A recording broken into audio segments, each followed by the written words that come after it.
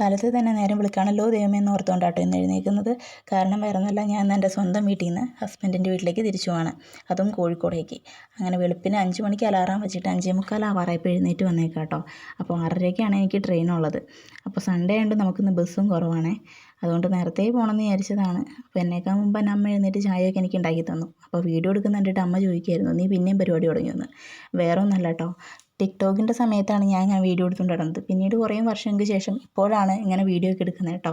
അത് കണ്ട് അമ്മയ്ക്ക് ഭയങ്കര ഒരു അത്ഭുതം. അങ്ങനെ ബസ് സ്റ്റോപ്പിലെത്തി. ബസ് സ്റ്റോപ്പിലാണെങ്കിൽ ആരും ഇല്ല കേട്ടോ. ഞാൻ വിചാരിച്ചു ബസ് ഒരെണ്ണം പോയതായിരിക്കുന്നത്. പക്ഷേ സൺഡേ ആയതുകൊണ്ട് ചേച്ചിമാരാരും ഉണ്ടായില്ല. അങ്ങനെ ഞാൻ റെയിൽവേ സ്റ്റേഷനിലെത്തിയപ്പോഴേക്കും എൻ്റെ ട്രെയിൻ മിസ്സായി പോയിട്ടോ. പിന്നെ ആലുവയിൽ നിന്നുള്ള ട്രെയിനാണ് കയറുക. അങ്ങനെ നിന്നപ്പോഴേക്കും നല്ല മഴ വരുന്നുണ്ട് കേട്ടോ. അപ്പോൾ മഴ നനഞ്ഞാലും വേണ്ടില്ല, എൻ്റെ കുട നനയരുത് എന്ന പ്രാർത്ഥനയോടാണ് ഞാൻ നിന്നത്. പക്ഷേ എൻ്റെ പ്രതീക്ഷയൊക്കെ തെറ്റിച്ചുകൊണ്ട് മഴ പെയ്തു.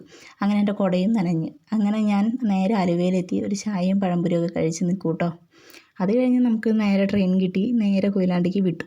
അപ്പോൾ നമ്മുടെ വീഡിയോ ആദ്യമായിട്ട് കാണുന്നവരുണ്ടെങ്കിൽ ഒന്ന് ലൈക്ക് ചെയ്ത് സബ്സ്ക്രൈബ് ചെയ്തൊന്ന് സപ്പോർട്ട് ചെയ്യണേ. Okay, by.